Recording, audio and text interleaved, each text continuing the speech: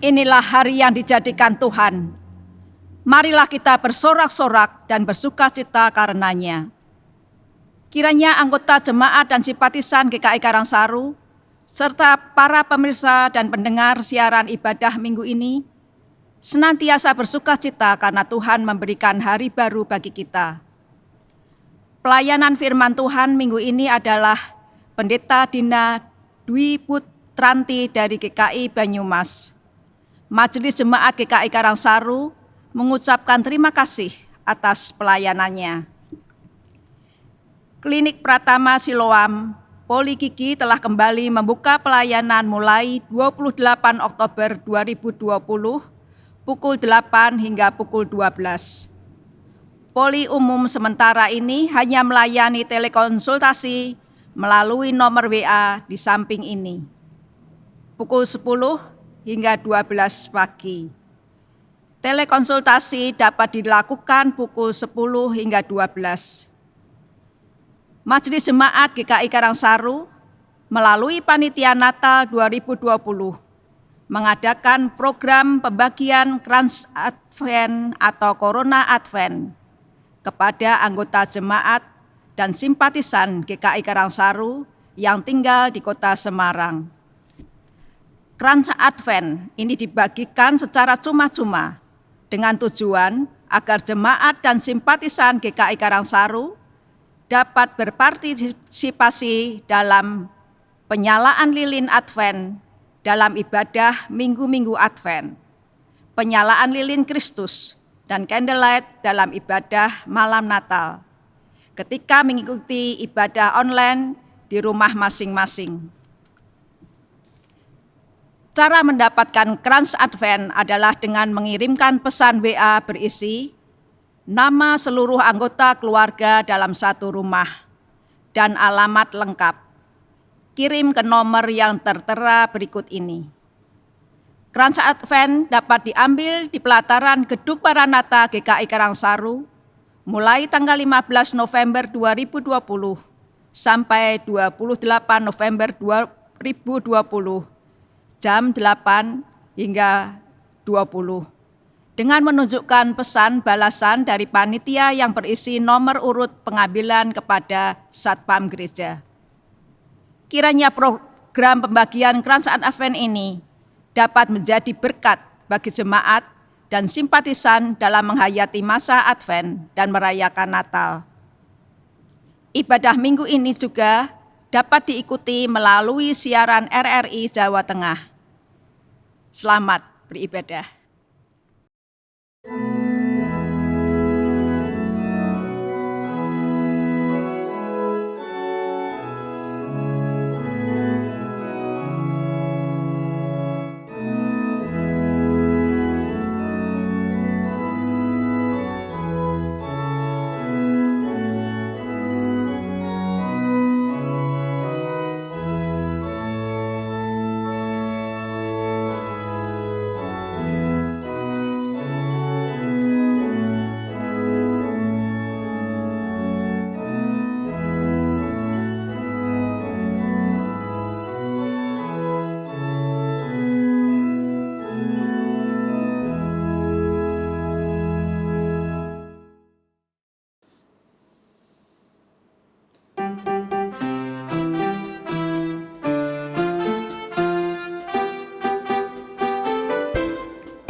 Nyanyikanlah nyanyian baru, nyanyikan bagi Tuhanmu. Hai segenap bumi bernyanyilah, pujilah Tuhan Allahmu. Nyanyikanlah nyanyian baru, nyanyikan bagi Tuhanmu. Hai segenap bumi bernyanyilah, pujilah Tuhan Allahmu. Sebarkan kabar keselamatannya, setiap hari beritakan. Nyatakanlah kemuliaannya ke seluruh bangsa di dunia. Nyanyikanlah nyanyian baru, nyanyikan bagi Tuhanmu. segenap bumi bernyanyilah, pujilah Tuhan Allahmu. Sebab Engkaulah Tuhan Maha Besar, yang melebihi Allah lain. Segala Allah bangsa lain apa, tetapi Tuhan pencipta. Nyanyikanlah nyanyian baru, nyanyikan bagi Tuhanmu. Hai segenap bumi bernyanyilah, pujilah Tuhan Allahmu. Dan keagungan ada di depannya, semaraki hadiratnya. Dan kekuatan pun kehormatan ada di tahta kudusnya. Nyanyikanlah nyanyian baru, nyanyikan bagi Tuhanmu. Hai segenap bumi bernyanyilah, pujilah Tuhan Allahmu. Pertolongan kita adalah di dalam nama Tuhan, pencipta langit dan bumi. Amin. Tuhan sertamu. Dan beserta saudara juga. Selamat hari Minggu Bapak Ibu Saudara yang dikasihi Tuhan Yesus Kristus. Senantiasa Tuhan menganugerahkan kebaikan, sukacita, dan kesehatan bagi kita semua. Bapak Ibu Saudara yang dikasihi Tuhan, hari ini tema kita adalah hikmat yang meluputkan. Kita sadar benar di dalam kehidupan setiap kita, di dalam keseharian yang kita tekuni dan jalani, ada banyak pilihan yang harus kita tetapkan, ada banyak pilihan yang harus kita putuskan. Seringkali kita diperhadapkan dengan banyak pilihan yang sulit untuk diputuskan. Disitulah kita membutuhkan hikmat. Belum ketika kita menghadapi tantangan, belum ketika kita menghadapi jebakan-jebakan di depan sana. Kita membutuhkan hikmat kasih setia dari Tuhan. Itulah yang nyata dalam kehidupan Tuhan Yesus, Tuhan dan Juru Selamat kita. Oleh karena itu Bapak Ibu Saudara, mari kita perhatikan kitab Mazmur pasal 111 ayat 10, demikian firman-Nya. Permulaan hikmat adalah takut akan Tuhan. Semua orang yang melakukannya berakal budi yang baik. Puji-pujian kepadanya tetap untuk selamanya. Ketika kita mengharapkan hikmat, mari kita datang kepada Tuhan, karena permulaan hikmat adalah takut akan Tuhan. Bapak Ibu Saudara, kita tahu hal ini. Kita paham bahwa ketika kita datang berserah kepada Allah, maka Allah akan memberikan kita hikmat pengetahuan. Namun seringkali kita tidak datang kepada Allah, kita bersandar kepada pengertian kita sendiri. Saat ini saya memberikan kesempatan kepada Bapak Ibu Saudara untuk bersama-sama kita mengakui segala pelanggaran kita, mengakui segala kegagalan dan dosa-dosa kita. Mari kita datang, mohon pengampunannya. Tuhan memulihkan dan membaharui hidup kita. Saya memberikan kesempatan Bapak Ibu Saudara berdoa secara pribadi. Setelah itu kita bersama-sama masuk dalam doa pengakuan dosa. Kita berdoa.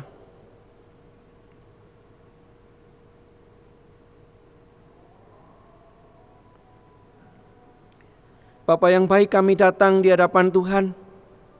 Kami menyadari benar bahwa kami membutuhkan Tuhan.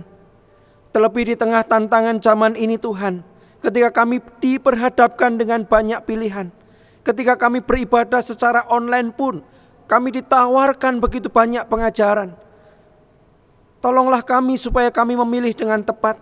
Berikanlah kami hikmat sehingga kami boleh melangkah di jalan Tuhan, supaya kami tidak tersesat. Kami membutuhkan Engkau. Namun jujur seringkali bukan kepada Tuhan yang terutama kami datang. Kami jalan dengan pemikiran kami memutuskan dengan kehendak kami, dengan pengetahuan kami yang sempit dan terbatas, seolah-olah kami tahu segala sesuatu.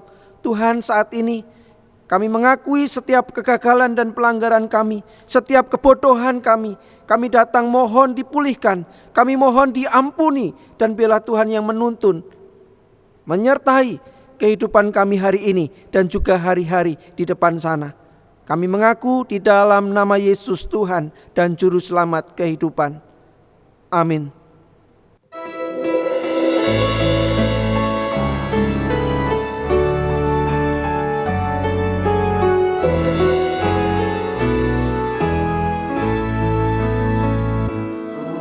berserah kepada Allahku. Di darat pun di laut menderu, tiap detik tak berhenti. Bapa surgawi terus menjagaku. Ku tahu benar, ku dipegang erat di gunung tinggi dan samudera. Di tempatlah ku didekat, Bapa surgawi terus menjagaku.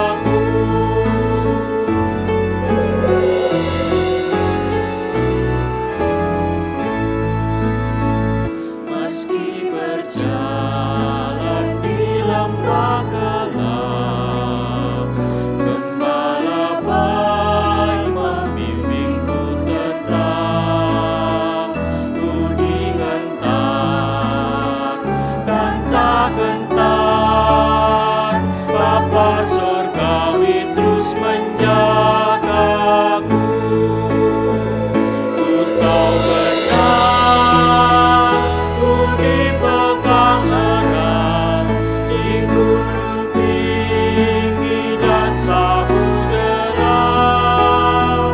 Di tempatlah ku didekat, Bapa surgawi terus menjagaku.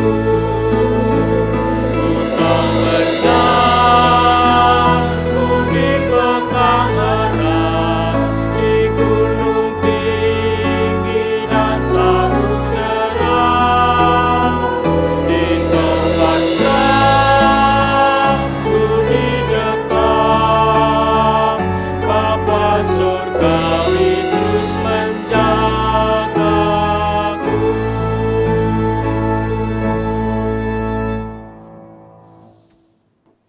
Bapak Ibu Saudara yang dikasihi Tuhan Yesus Kristus, bagi setiap kita yang telah mengaku di hadapan Tuhan, dengarlah anugerah pengampunan dari Allah seperti yang tertulis dalam surat 1 Yohanes 2 ayat 1 dan 2 demikian. Anak-anakku, hal-hal ini kutuliskan kepada kamu supaya kamu jangan berbuat dosa. Namun jika seorang berbuat dosa, kita mempunyai seorang pengantar pada Bapa, yaitu Yesus Kristus yang adil. Dan ia adalah pendamaian untuk segala dosa kita. Dan bukan untuk dosa kita saja, tetapi juga untuk dosa seluruh dunia. Demikianlah berita anugerah dari Tuhan. Syukur kepada Allah, Damai Tuhan beserta kita. sekarang dan selamanya.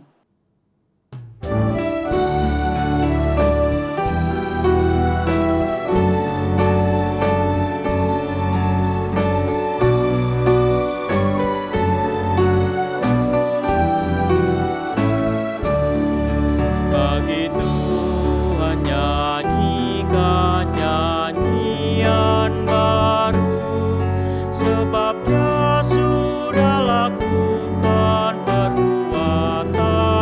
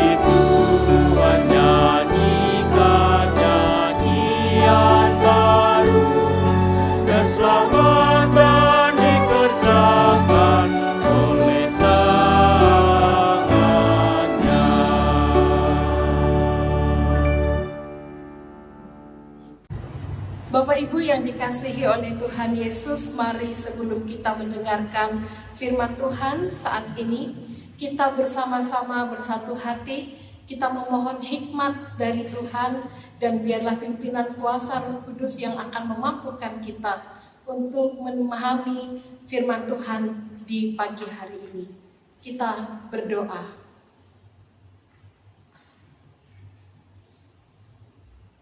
Tuhan Yesus, sumber pengharapan kami, saat ini kami datang kepadamu dengan menyadari bahwa Engkaulah sahabat dalam perjalanan kehidupan kami. Ya Tuhan, saat ini kami akui, ada saat di mana kami merasa tidak mampu untuk memahami dan menghadapi situasi hidup kami. Ada saat di mana iman kami melemah dan seolah kehilangan pengharapan. Tolong kuatkanlah kami dengan iman dan keyakinan atas pengharapan yang akan terjadi. Bimbing dan tuntun kami dengan hikmat Tuhan, agar kami mengalami pertumbuhan iman melalui pemberitaan firman Tuhan. Beri kami hikmat-Mu agar dapat melaksanakan maksud Tuhan dalam kehidupan kami. Di dalam nama Tuhan kami Yesus Kristus, Sang Sumber Hikmat, kami berdoa dan memohon kepadamu. Amin.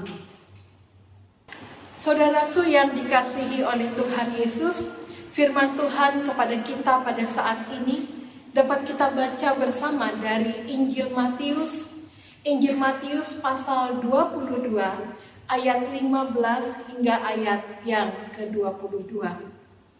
Injil Matius 22 ayat 15 hingga ayat yang ke-22. Kemudian pergilah orang-orang Farisi. Mereka berunding bagaimana mereka dapat menjerat Yesus dengan suatu pertanyaan.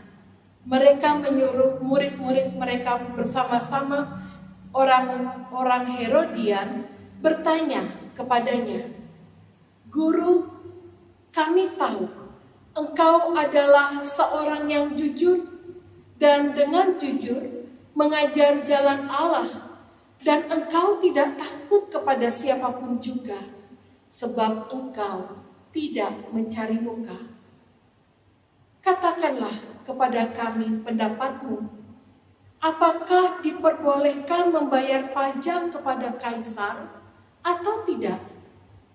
Tetapi Yesus mengetahui kejahatan hati mereka itu, lalu berkata, "Mengapa kamu mencobai aku, hai orang-orang munafik?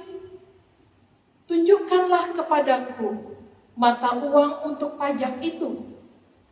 Mereka membawa suatu dinar kepadanya, maka ia bertanya kepada mereka, "Gambar dan tulisan siapakah ini?" Jawab mereka, "Gambar dan tulisan Kaisar." Lalu kata Yesus kepada mereka, "Berikanlah kepada Kaisar apa yang wajib kamu berikan kepada Kaisar, dan kepada Allah apa yang wajib kamu berikan kepada Allah." Mendengar itu, heranlah mereka dan meninggalkan Yesus lalu pergi. Demikianlah Injil Tuhan kita Yesus Kristus. Yang berbahagia adalah setiap kita yang tidak hanya mendengarkan firman Allah, tetapi juga yang memeliharanya dan melakukannya dalam kehidupan kita hari lepas hari. Haleluya.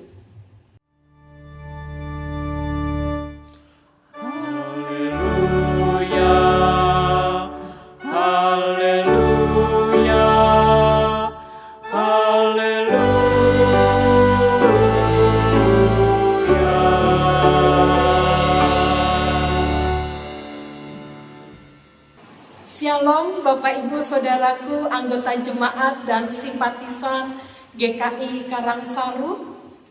Apa kabar hari ini? Semoga Bapak Ibu Saudara sekalian dalam keadaan yang sehat. Meskipun kita hanya bisa berjumpa secara virtual, Namun saya yakin dan percaya bahwa Bapak Ibu semua juga memiliki kerinduan yang sama untuk senantiasa bertumbuh di dalam Tuhan melalui ibadah-ibadah online yang kita ikuti. Salam seroja, sehat rohani dan jasmani dari kami anggota jemaat dan simpatisan GKI Banyumas untuk Bapak Ibu Saudara sekalian. Bapak Ibu Saudaraku yang dikasihi oleh Tuhan Yesus, banyak orang yang pintar secara ilmu tapi belum tentu memiliki hikmat. Hendaknya di dalam menjalani kehidupan ini kita juga memiliki hikmat sesuai dengan apa yang Tuhan kehendaki. Saudaraku, ada sebuah ilustrasi tentang hikmat yang pernah saya baca dalam sebuah artikel cerita di internet. Begini ceritanya. Cerita ini berkisah tentang Mahatma Gandhi. Semasa Mahatma Gandhi ini sedang mengikuti perkuliahan di salah satu universitas di London. Di universitas tempat beliau menimba ilmu, ada seorang profesor yang entah bagaimana sepertinya kurang suka melihat Mahatma Gandhi. Dan profesor ini selalu berusaha menjatuhkan beliau. Mungkin hal ini terjadi karena Mahatma Gandhi dikenal sangat bijaksana. Nah, Alkisah pada suatu hari, sewaktu jam makan siang, Mahatma Gandhi masuk ke kantin dengan terlambat gitu ya. Dia belakangan baru masuk ke kantin tempat di mana ada di universitas itu. Tampaknya kantin itu sudah penuh dan tidak ada tempat lagi untuk duduk bagi Mahatma Gandhi. Satu-satunya kursi yang tersisa hanya ada di sebelah profesor yang juga sedang makan. Nah, Bapak Ibu, mau tidak mau, walaupun enggan karena tahu bagaimana sikap profesor ini kepada beliau, namun Mahatma Gandhi menghampiri tempat itu dan duduk di sebelah sang profesor. Melihat hal tersebut, profesor pun mulai merasa tidak senang. Dan ia kemudian berkata, "Sungguh tidak pantas seorang babi duduk berdampingan dengan seekor burung." Nah, mendengar kata-kata tersebut, Mahatma Gandhi pun berdiri dan dengan tenang dia berkata, "Oh, saya mengerti, Profesor. Jangan khawatir, Prof. Saya akan terbang sekarang juga." Mahatma Gandhi pun berlalu dan meninggalkan profesor yang terdiam, menanggung malu. Niatnya semula ingin mempermalukan, tetapi karena hikmat yang dimiliki oleh Mahatma Gandhi, ternyata kenyataan menjadi terbalik. Justru sang profesor yang dipermalukan. Saudaraku, kemudian pada suatu hari di dalam kelas, profesor sengaja memberikan pertanyaan kepada Mahatma Gandhi. "Gandhi, seandainya dalam perjalanan kamu menemukan satu tas penuh berisi kebijaksanaan dan satu tas lagi penuh berisi uang, tas mana yang akan kamu pilih?" Kalau pertanyaan ini disampaikan kepada Bapak Ibu Saudara, kira-kira tas mana yang akan Bapak Ibu pilih? Tas yang berisi kebijaksanaan atau tas yang berisi uang? Nah, saudaraku, menarik. Mahatma Gandhi menjawab, "Saya akan mengambil tas yang berisi penuh dengan uang." Lalu mendengar hal itu, dengan sinis dan seolah mengejek, profesor itu mengatakan, "Kalau saya ada di posisi kamu, saya akan memilih kebijaksanaan." Dengan santai Mahatma Gandhi berkata, "Seseorang akan mengambil sesuatu dari apa yang tidak dia punya. Apa maksudnya? Maksudnya bahwa bagi Mahatma Gandhi, kebijaksanaan itu sudah dia miliki. Yang dia tidak miliki adalah uang. Dan profesor pun kembali menanggung malu oleh karena hikmat yang dimiliki Mahatma Gandhi. Saudaraku, merespon sebuah situasi itu membutuhkan hikmat. Bahkan termasuk di dalamnya ketika kita menjawab sebuah pertanyaan, itu juga membutuhkan hikmat.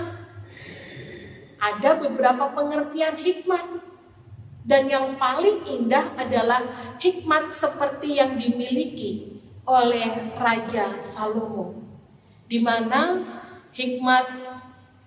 Raja Salomo memahami hikmat adalah sebagai sebuah kemampuan untuk memahami dan mengatasi masalah-masalah kehidupan sehari-hari. Nah, menarik sekali karena dalam bacaan kita pada hari ini, Yesus berada dalam posisi seperti yang dihadapi oleh Mahatma Gandhi. Yesus dijebak oleh orang-orang Farisi dan kaum Herodian soal membayar pajak terhadap kaisar. Dan untuk menjawabnya dibutuhkan hikmat. Mengapa? Nah, saudaraku, sebelum kita lebih lanjut berbicara tentang hal ini, saya ingin mengajak saudara untuk mengenali dulu siapa itu kaum Farisi dan siapa itu kelompok Herodian. Nah, saudaraku, kaum Farisi adalah kelompok orang Yahudi tradisional yang sangat taat menjalankan hukum Yahudi, hukum Taurat. Sehingga mereka menolak budaya asing serta pemimpin asing. Dalam hal ini mereka menolak kekaisaran Romawi karena mereka patuh kepada Allah. Nah, sebaliknya kelompok Herodian adalah golongan politik di kalangan Yahudi yang setia kepada Herodes. Secara kita tahu Raja Herodes itu adalah raja yang menjadi bonekanya kekaisaran Romawi di Galilea. Ini adalah kelompok yang mendukung kekaisaran Romawi di daerah Palestina. Mereka sangat terbuka dengan budaya Romawi dan juga Yunani. Nah, saudaraku, pada dasarnya kedua kelompok ini sebenarnya berlawanan. Satu pro kekaisaran Romawi, satu kontra terhadap kekaisaran Romawi. Tetapi karena mereka punya kepentingan yang sama, mereka berkoalisi untuk menjebak Tuhan Yesus. Nah, saya jadi teringat pada ungkapan dalam bahasa Inggris, "The enemy of my enemy is my friend." Musuh dari musuhku adalah temanku. Nah, saudaraku, mereka berupaya menjebak Yesus dengan pertanyaan yang mereka lontarkan di ayat yang ke-17. Apa itu? Mereka bertanya, apakah diperbolehkan membayar pajak kepada kaisar atau tidak? Nah, yang perlu kita ketahui adalah pada waktu itu ada berbagai macam pajak yang diterapkan. Ada pajak bumi yang bisa dibayarkan dengan hasil panen ataupun juga uang. Ada juga pajak perdagangan dan juga ada pajak kekaisaran atau yang dikenal dengan imperial tax. Nah, yang diberikan sebagai penghormatan kepada kekaisaran Romawi. Nah, pajak yang kita baca dalam bacaan kita pada saat ini mengacu pada imperial tax. Orang-orang Yahudi diharuskan membayar pajak ini sebagai tanda penghormatan kepada bangsa Romawi yang menjajah mereka. Saudaraku, jelas sekali Pertanyaan ini muncul bukan dari ketidaktahuan mereka, tapi pertanyaan ini menjadi sebuah jebakan yang sengaja membawa Yesus pada satu situasi yang sulit.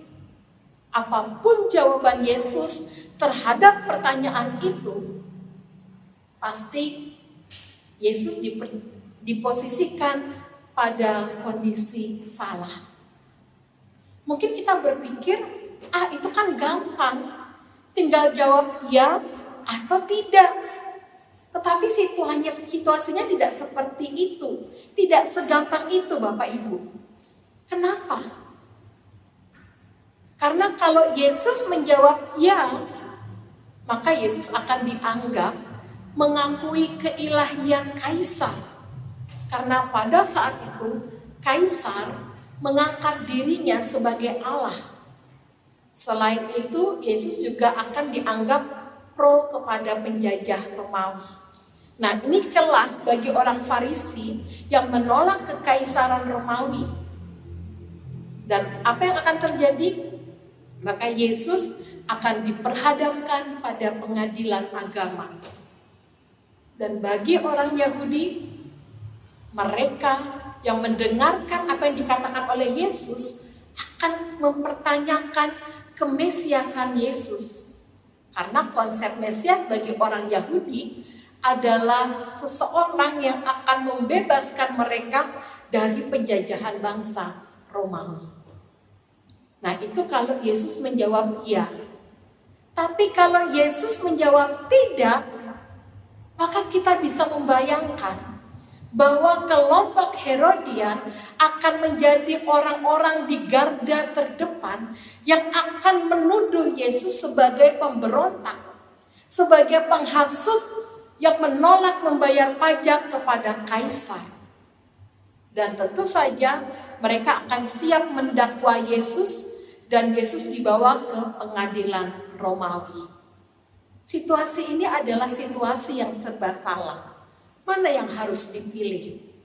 Akan tetapi kita tahu, saudaraku, bahwa Tuhan Yesus itu penuh hikmat, sehingga ia tidak terjebak dengan pertanyaan itu.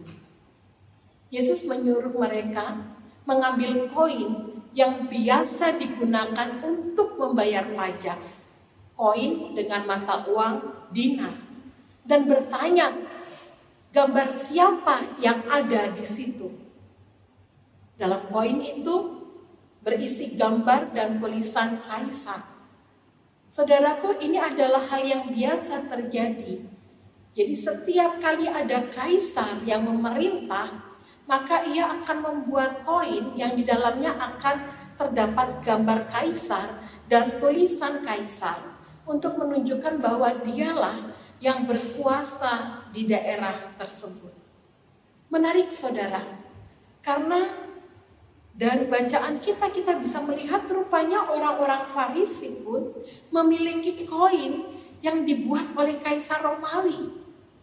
Ini menunjukkan secara tidak langsung bahwa sebenarnya orang-orang Farisi ini juga mengakui keberadaan Kaisar Romawi. Sehingga Yesus menegur mereka, "Hai kamu orang munafik." Di ayat yang ke-18 kita bisa lihat hal itu, ya. Betapa munafiknya orang-orang Farisi ini. Di satu sisi mereka berseru untuk melawan penjajah, tetapi di sisi lain mereka juga justru bekerja sama dengan orang-orang yang pro-Romawi demi kepentingan mereka. Saudaraku yang dikasihi oleh Tuhan Yesus, Yesus menjawab di ayat yang ke-21. Jika di situ ada gambar dan tulisan Kaisar, berikanlah kepada Kaisar apa yang menjadi haknya. Tapi jika itu adalah milik Allah, berikan kepada Allah apa yang wajib kamu berikan kepada Allah. Dengan jawaban Yesus ini, Yesus memberkata dua hal.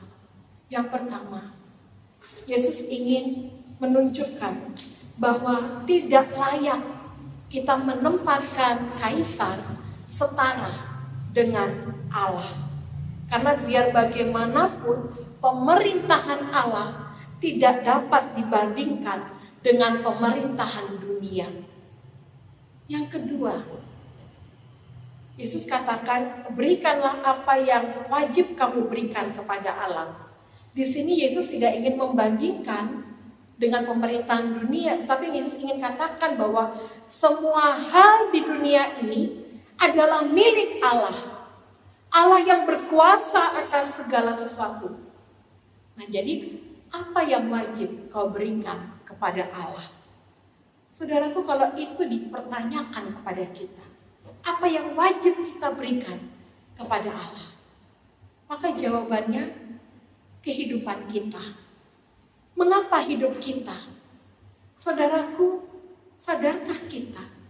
Karena di dalam diri saudara ada citra Allah, ada gambar Allah, ada tulisan Allah di dalam diri kita. Sehingga hidup kita ini adalah mata uang yang berharga yang semestinya menjadi persembahan kepada Allah. Saudaraku, terkadang kita berada dalam situasi yang serba salah. Kita berada dalam situasi yang terjepit ataupun juga terjebak, seperti apa yang dihadapi oleh Tuhan Yesus. Oleh karena itu, mari kita persembahkan hidup kita seluruhnya kepada Allah. Kita berserah penuh kepada Allah dan terus minta hikmat Tuhan agar kita dimampukan untuk menjalani hidup ini, bahkan membuat keputusan dalam hidup kita sesuai dengan hikmat Tuhan. Mengapa? Karena hidup kita adalah anugerah Allah dan milik Allah, bukan milik kita. Saudaraku, ketika pandemi terjadi dalam kehidupan kita, ketika kita menjalani hidup di masa pandemi ini, ada berbagai dinamika pergumulan yang mengancam kehidupan kita sebagai umat manusia. Tentu saja ada begitu banyak hal yang membuat kita bertanya, dan begitu banyak pertanyaan yang muncul di dalam benak kita di tengah-tengah situasi seperti saat ini. Mari kita belajar dan meneladani Yesus yang penuh hikmat dalam menjawab situasi yang ada. Mintalah terus hikmat Tuhan yang akan terus memampukan kita untuk menjawab dan merespon situasi hidup dengan baik. Dan semua itu dapat kita wujudkan ketika hidup kita penuh dengan hikmat dalam menghadapi segala situasi yang ada dalam kehidupan kita. Sudahkah kita memintanya dari Tuhan? Tuhan memberkati kita. Amin. Saat teduh bagi kita semua.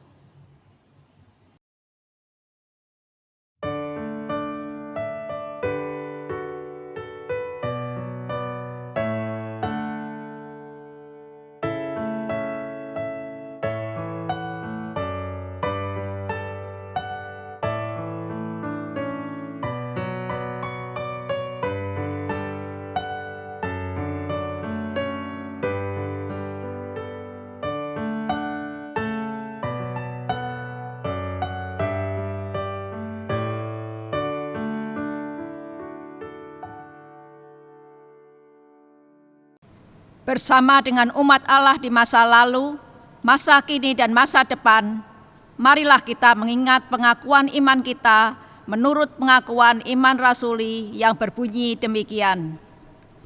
Aku percaya kepada Allah, Bapa yang Maha Kuasa, Khalik langit dan bumi, dan kepada Yesus Kristus, anaknya yang tunggal Tuhan kita, yang dikandung dari Roh Kudus, lahir dari anak darah Maria, yang menderita sengsara di bawah pemerintahan Pontius Pilatus, disalibkan, mati dan dikuburkan, turun ke dalam kerajaan maut. Pada hari yang ketiga, bangkit pula dari antara orang mati, naik ke surga, duduk di sebelah kanan Allah, Bapa yang Maha Kuasa. Dari sana ia akan datang untuk menghakimi orang yang hidup dan mati. Aku percaya kepada Roh Kudus, gereja yang kudus dan am, persekutuan orang kudus, pengampunan dosa, kebangkitan orang mati, dan hidup yang kekal. Amin. Bapak Ibu Saudara yang dikasihi Tuhan, mari kita masuk dalam doa syafaat dan doa syukur. Kita berdoa. Bapa yang baik, kami datang di hadapan Tuhan, kami mengucap syukur untuk kasih setia Tuhan yang tidak berkesudahan di dalam hidup kami. Kami sadar benar bahwa hari ini kami bisa beribadah, itu karena kasih setia Tuhan. Oleh karena itu Tuhan, kami berdoa bersama dengan saudara-saudara kami yang boleh merayakan hari bahagia mereka, hari ulang tahun. Biarlah di hari yang bahagia itu, saudara-saudara kami boleh merasakan kasih setia Tuhan, boleh merasakan penyertaan Tuhan, dan saudara-saudara kami boleh terus diyakinkan bahwa Tuhan memberkati, mengasihi, memberi yang terbaik, beri sehat, beri kuat, beri hikmat, dan juga berkat. Kami berdoa untuk saudara-saudara kami yang sedang dalam pergumulan Tuhan, baik mereka yang hari ini bergumul masalah ekonomi, keuangan. Tuhan, Kau hadir tengah-tengah mereka. Engkau tahu apa yang mereka butuhkan. Tuhan tahu apa yang mereka harapkan. Berikanlah mereka kasih setiamu sehingga mereka terus mengarahkan hati pandangnya kepada Tuhan. Yakinkan mereka bahwa Engkau ada dan Engkau menyertai, serta Engkau tahu apa yang mereka butuhkan. Kami berdoa untuk saudara-saudara kami yang sedang bergumul dengan masalah pekerjaan. Di tengah pandemi ini Tuhan, begitu banyak pekerjaan terimbas. Oleh karena itu Tuhan, berkati pula saudara-saudara kami yang sedang bergumul di dalamnya. Mereka terus percaya bahwa mereka punya Tuhan yang besar yang mengasihi, punya Tuhan besar yang senantiasa hadir. Oleh karena itu Tuhan, mereka tetap punya integritas dan karakter yang baik, selalu boleh hidup dalam kejujuran dan memuliakan Tuhan. Kami juga berdoa untuk saudara-saudara kami yang bergumul dengan keluarga mereka. Ketika hari ini begitu banyak waktu bersama, tetapi bukan kebaikan yang diterima, bukan kebaikan yang dirasa, namun seringkali perselisihan, beda pendapat, dan juga kepentingan yang berbeda satu dengan yang lain. Biarlah waktu ini menjadi waktu yang baik, di mana keluarga-keluarga dipulihkan cinta mereka, dibangun relasi dan komunikasi mereka, dan biarlah berikan pengampunan, pengertian, pemahaman, dan kasih setia. Kami berdoa untuk saudara-saudara kami yang sedang sakit Tuhan, baik yang ada di rumah ataupun di rumah sakit.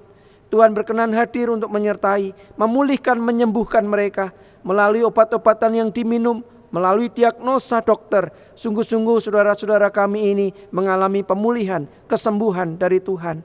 Kami juga berdoa untuk pergumulan-pergumulan yang lain. Tuhan yang tahu, Tuhan yang hadir, Tuhan yang senantiasa mengaruniakan kasih dan anugerah. Kami menyerahkan juga Tuhan untuk gereja-gereja Tuhan yang hari ini masih bergumul, yang hari ini terus mengadakan ibadah-ibadah dan kebaktian-kebaktian, baik yang sudah bisa tatap muka atau onsite, ataupun gereja-gereja yang masih online. Tuhan berkatilah supaya melalui semua hal itu kami memiliki hubungan yang dekat dengan Tuhan. Kami tetap memiliki hubungan relasi yang dekat, relasi yang intim, relasi yang lekat dengan Tuhan. Jangan biarkan kami mengalami kekeringan rohani. Jangan biarkan kami kehilangan sapaan surgawi. Jangan biarkan kami kehilangan kedekatan kami dengan Tuhan. Karena itu yang kami butuhkan di tengah pandemi ini. Berkati ketika gereja-gereja terus berupaya untuk bisa memberikan layanan-layanan yang baik. Tuhan tolong, bagi gereja yang masih online, berikanlah kami hikmat supaya kami paham maksud Tuhan, supaya kami mengerti kapan waktunya kami menyelenggarakan kebaktian onsite. Kami merindukan ibadah yang kami selenggarakan, baik itu online ataupun onsite, terus memberikan kesegaran bagi jiwa kami, memberikan kesegaran bagi hidup iman kami, dan kami senantiasa dikuatkan bahwa kami punya Tuhan yang hidup mengasihi kami. Kami berdoa Tuhan untuk panitia Natal yang mulai berkarya, membawa kami untuk mempersiapkan diri menyambut Tuhan. Ini adalah waktu yang baik ketika kami disadarkan bahwa Engkau sudah datang ke dunia ini dan Engkau akan datang kedua kalinya. Persiapan seperti apa yang kami jalani, kehidupan seperti apa yang kami persembahkan kepada Tuhan. Bila Tuhan yang memberkati saudara-saudara kami di panitia Natal untuk mempersiapkan segala sesuatunya. Kami juga berdoa Tuhan untuk pemerintah kami, untuk negeri yang kami cintai Indonesia ini. Kami berdoa untuk segala upaya yang dilakukan oleh pemerintah, baik oleh Presiden Jokowi, Wakil Presiden Kiai Haji Ma'ruf Amin, beserta dengan Kabinet Indonesia Maju, pemerintah pusat sampai pemerintah daerah. Bila Tuhan yang memberikan hikmat bijaksana, sehingga setiap kebijakan, keputusan yang dilakukan semuanya baik untuk negeri kami, baik untuk kesejahteraan warga negara Indonesia yang Tuhan cintai. Berikanlah kami kerukunan, berikanlah kami kedamaian, berikanlah kami perlindungan, berikan kami keamanan Tuhan. Dan bila kami boleh berbagi, kami hidup untuk saling memahami, kami hidup untuk saling bertoleransi. Kami berdoa juga di tengah pandemi ini, uji klinis vaksin yang sedang dilakukan, semuanya dipakai Tuhan, diberkati Tuhan, sehingga pandemi virus COVID-19 ini akan segera boleh kami hadapi, bahkan boleh berlalu dari kehidupan kami. Kami menjalani kehidupan yang baik, menjalani kehidupan yang benar, menjalani kehidupan yang penuh sukacita di dalam Tuhan. Kami serahkan negeri kami Tuhan, keamanan, kesejahteraan, kedamaian, kemakmuran menjadi bagian bagi kami semua. Kami bersatu bagi negeri yang kami cintai. Inilah doa yang kami naikkan, dan kami juga bersyukur ketika kami boleh memberikan persembahan. Bila Tuhan yang menyucikan, menguduskannya, dan persembahan yang kami kumpulkan boleh dipakai untuk kemuliaan keagungan nama Tuhan. Terima kasih Bapa, ini doa syafaat, doa syukur kami yang kami naikkan di dalam nama Tuhan Yesus Kristus yang mengajarkan kami berdoa. Bapa kami yang di surga, dikuduskanlah namamu, datanglah kerajaan-Mu, jadilah kehendak-Mu di bumi seperti di surga. Berikanlah kami pada hari ini makanan kami yang secukupnya, dan ampunilah segala kesalahan kami, seperti kami mengampuni orang yang bersalah kepada kami.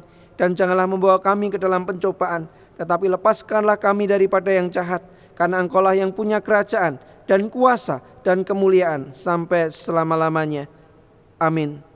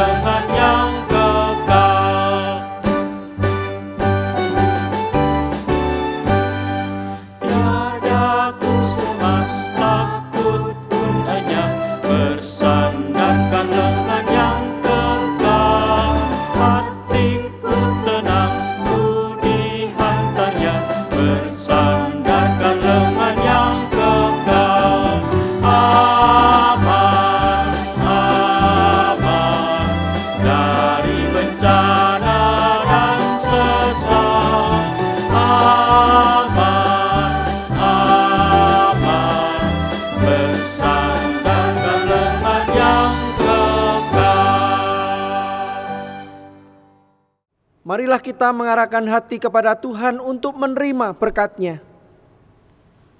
Dan Allah sumber segala kasih karunia yang telah memanggil kamu dalam Kristus kepada kemuliaan-Nya yang kekal, akan melengkapi, meneguhkan, menguatkan dan mengokohkan kamu sesudah kamu menderita seketika lamanya. Ialah yang empunya kuasa sampai selama-lamanya. Amin.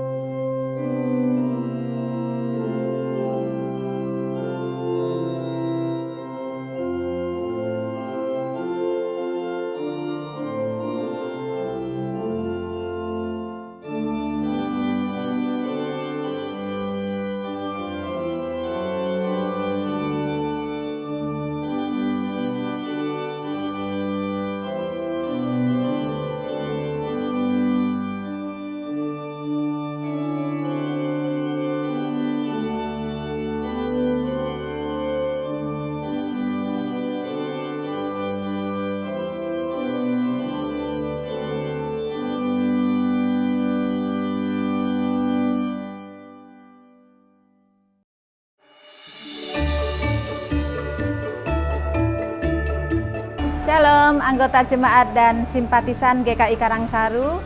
Saat ini saya sedang berada di pelataran Gedung Maranatha bersama-sama dengan rekan-rekan panitia Natal mengerjakan Krans Advent. Sejak awal Oktober 2020, ibu-ibu tim bunga GKI Karangsaru dan panitia Natal mengerjakan Krans Advent satu persatu dengan cermat. Dengan tetap memperhatikan protokol kesehatan, kami secara bergilir menyelesaikan Krans Advent agar dapat dibagikan kepada Bapak, Ibu, Saudara-saudari tepat pada waktunya, yaitu 15 November yang akan datang.